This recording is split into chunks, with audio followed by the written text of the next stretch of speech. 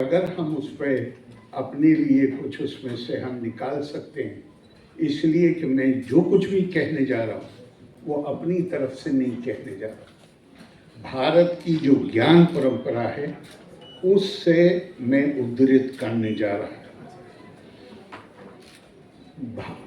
जिस तरह कोई व्यक्ति की खासियत होती है, समाज की खासियत होती है, इसी तरह देश की, राष्ट्र की भी कोई खासियत होती है, उसका जीनियस होता है। भारत का जीनियस, भारत की विशेषता उसकी ज्ञान परंपरा है, कोई दूसरी चीज नहीं। हमारे यहाँ वो किताब जिसको कहा भारत किताब का देश नहीं, किताबों का देश है।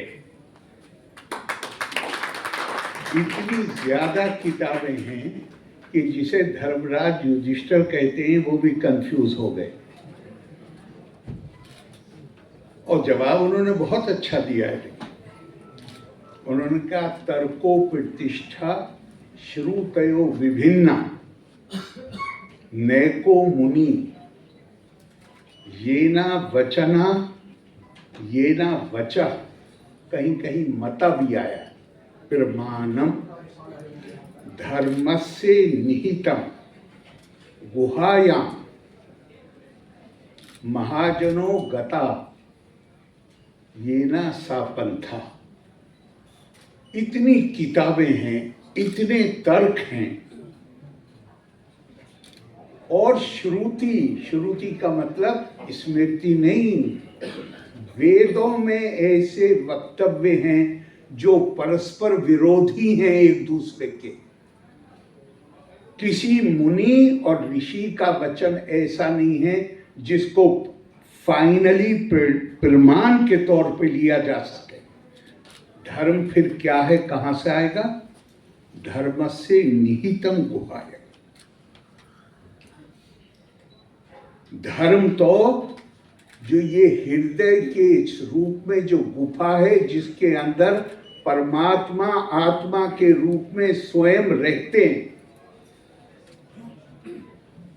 तो मुझे एक हदीस याद आ गई। हुजूर सल्लल्लाहु अलैहि वसल्लम के पास कोई आदमी आया, नेकी क्या है? का इस्तफ्ती कल्ब का, अपने दिल से पूछो। मात्मान्नत इलैहि नफ्सी व आत्मन्ना इलैहि कल्बी, जो चीज तुम्हारी आत्मा को शांति दे, तुम्हारे हृदय को सुकून दे, वो नेकी है। फिर उसने कहा पाप क्या है? वल इस्मी, गुनाह क्या है? मा हाका फी सद्र, जो चीज तुम्हारे दिल में कांटे की तरह चुभे वो पाप है। युधिष्ठिर, ये अरण्य पर्व में ये श्लोक है महाभारत के, तो बहुत बहुत समय पहले का है। तो हमारी, मगर मैं कह कुछ और रहा था। मैं कह रहा था इन किताबों का सार जिस एक किताब में है, श्रीमद् भगवद गीता, वहां पे क्या उद्घोषणा की गई है? नहीं ज्ञानेन सदृशम पवित्र मिहा विद्यते। इस दुनिया में ज्ञान के समान पवित्र करने वाला कोई दूसरा साधन नहीं है।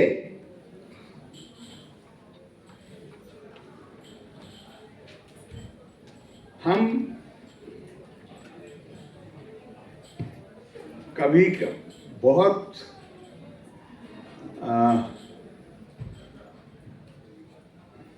सी बातें हैं, लेकिन मैं आपसे ये कहता हूँ कि हमारे ज्ञान की परंपरा में एक चीज है जिसको कहते हैं कर्म।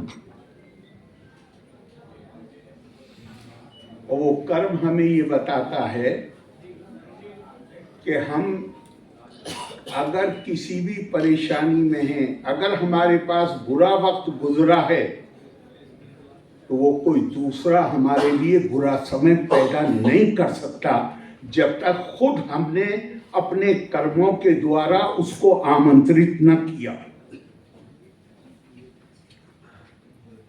कर्म से भगवान कृष्ण से गंधारी ने कहा, कृष्ण 100 पुत्रों की मां थी, एक को तो छोड़ दिया होता, पुत्रहीन होके तो न मरती। भगवान कृष्ण कहते हैं, मैं कौन हूं तुम्हारे पुत्रों को मारने वाला?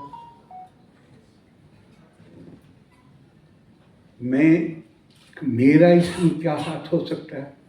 एक को तो तुम बचा सकते थे, मारा भी नहीं तो क्या मैं कैसे बचा सकता था? तुम्हें याद नहीं है, जब तुम छोटी बच्ची थी, राजकुमारी थी, तुम्हें खाना बनाने का शौक था, तुम रसोई में जाती थी और एक दिन तुमने उबलता हुआ पानी जमीन में डाल दिया। जमीन में एक सुराख था, उसमें वो उबलता हुआ पानी चला गया और एक कीड़ी के 100 अंडे उससे मर गए। उस कीड़ी ने तुम्हें श्राप दिया। मैं कौन हूं?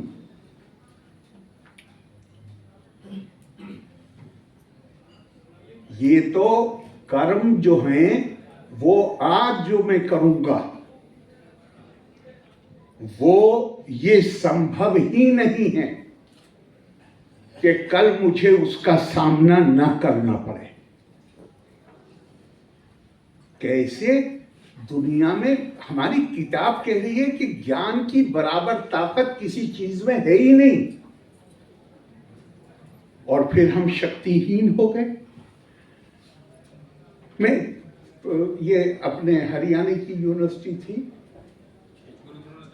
कुरुक्षेत्र यूनिवर्सिटी, वहां पे भारतीय दर्शन के फिलोसफर थे प्रोफेसर हिम्मत सिंह जी, हिम्मत सिंह सिन्हा। मैं उनका लेक्चर सुन रहा था। उन्होंने कहा, गौर इस पे करो। एक तो महमूद गजनी है, दूसरे का क्या नाम है? गौरी। उनका गौरी जब अपनी जगह से चला था तो उसके साथ केवल 70 आदमी थे। कई हजार किलोमीटर 70 आदमियों को लेके आया, हर तरफ रौंदता हुआ चला गया। ये कैसे संभव हुआ? ये कैसे संभव हुआ कि जिस देश की पहचान ज्ञान से थी, वहां आजादी के वक्त केवल 17% साक्षरता की दर थी। इतना कह देने से काम नहीं चलेगा कि हमारे ऊपर विदेशी राज था। उसका भी बहुत बड़ा योगदान है, लेकिन स्वामी रंगनाथनंद जो स्वामी विवेकानंद के शिष्य थे, उनकी बड़ी मशहूर किताब है eternal values for a changing society, एक परिवर्तनशील विकासशील समाज के सनातन मूल्य। उसमें वो कहते हैं कि, और ये मैं आपको ये बात समझिए, आप बिल्कुल अपने दिल से कह रहा हूं। मुझे बचपन से एक ही शौक है, वो है किताबों का। और मैं जितना पढ़ता था मेरे दिल में ये हाई स्कूल से ये प्रश्न आता था कि जब ज्ञान ही सब कुछ है और भारत ज्ञान भूमि थी, तो इतिहास ने इतनी क्रूरता हमारे साथ क्यों अपनाई?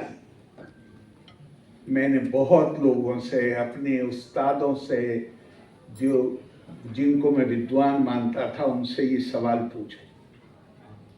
किसी ने जवाब नहीं दिया, ऐसा जवाब जो संतोषजनक। लेकिन मार्च 1980 मुझे लोकसभा में आए हुए 3 महीने हुए थे। एक आर्टिकल ख्वाजा अहमद अब्बास का पढ़ने के बाद जो ग्रिड्स में छपता था, मैंने अद्वैत आश्रम के साहित्य का, यानी स्वामी विवेकानंद का अध्ययन शुरू किया। और मैं अपने बारे में अक्सर ये कहता हूँ कि यूनिवर्सिटी में आप जाते हैं तो हमारी परंपरा बताती है तद विद्वितीय जन्म, वो आपका दूसरा जन्म। लेकिन मैं मानता हूँ कि स्वामी विवेकानंद को पढ़ के मेरा दूसरा जन्म, और वो आज भी उसी तरह जारी है। तो स्वामी रंगनाथनंद जी जो स्वामी विवेकानंद के शिष्य थे, और मैंने उनकी किताब का जिक्र किया, उन्होंने अपनी किताब में कहा कि हमारे पतन के काल में, और ये स्वामी विवेकानंद ने भी कहा है, बल्कि उनका by dint of royal authority, उन्होंने क्या, सरस्वती के उपासक होने का मतलब क्या है? केवल तपा स्वाध्याय निरतम, ever devoted to the pursuit of knowledge. और सरस्वती की उपासना का मतलब क्या है? पहले ज्ञान अर्जन करो और उसके बाद उस ज्ञान को दूसरों के साथ साझा करो। तो उन्होंने लिखा है स्वामी रंगनाथनंद जी ने कि हमने ज्ञान अर्जन का काम तो बंद नहीं किया, लेकिन ज्ञान की साझेदारी का काम हमने बंद कर दिया, दरवाजे बंद कर दिए। और उन्होंने श्रीमद् भागवत, भगवत गीता नहीं, श्रीमद् भागवत से एक लाइन उद्धृत की है, सरस्वती ज्ञान खल्व यथा सती। जो विद्वान महिला या पुरुष ज्ञान को अपने सीने में कैद करके रखते हैं, वो चाहे लाख सरस्वती पूजन करें, वो सरस्वती के खलनायक हैं। अगर उपासक मौजूद हैं, शारदा कोई और नहीं, कश्मीर में मां सरस्वती को ही मां शारदा कहा गया, वही ज्ञान की परंपरा है, और क्या है? तो भारत में तो इस पे कोई झगड़ा ही नहीं है। आकाशात पतितम तोयम यथा गच्छति सागरम सर्वदेवा नमस्कारा केशवम प्रीति गच्छति। आप नाम चाहे दो, इस पे कोई, यहाँ पे कोई झगड़ा नहीं। एकम सद विप्रा बहुधा वदंती। लेकिन ज्ञान हमारे, कितना सुना बोलिए ना, कुछ और बोलिए। अब सवाल यह है कि भारतीय ज्ञान क्या है, और बल्कि उससे पहले एक बात और कही, गुरुदेव रविंद्रनाथ टैगोर ने क्या खूबसूरत बात कही। उन्होंने कहा कि India can not attain true independence unless it is recognized that her foundation is in mind, which with its diverse powers and confidence in those powers goes on creating Swaraj for itself on a regular basis। Francis Bacon का मशहूर बहुत ही वाक्य है, उसने कहा monuments of mind are more durable than monuments of power. अभी दिल्ली में जाके देखिए, पुराना किला है, कहते हैं ये कौरवों के लिए राक्षसों का आर्किटेक्ट माया उसने बनाया था, इतना बड़ा आर्किटेक्ट। इंदिरा क्या राजधानी का नाम क्या था? इंद्रप्रस्थ। अगर सरकार हर साल करोड़ों रुपया खर्च न करे तो आप पैर नहीं रख सकते वहां। खंडर है, लेकिन ठीक उसी वक्त 2-4 साल आगे पीछे आगे ही है।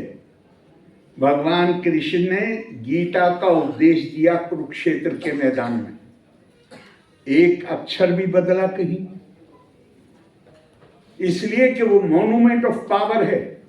और गीता मॉन्यूमेंट ऑफ माइंड है, वो मानस का स्मारक है और वो शक्ति का स्मारक था। ज्ञान भी शक्ति है। मैंने गलत शब्द प्रयोग किया, वो सत्ता का स्मारक था। ज्ञान खुद अपने आप में, ज्ञान से बड़ी कोई शक्ति नहीं। अब ये ज्ञान क्या है? दुनिया में आप चारों तरफ देख रहे हैं,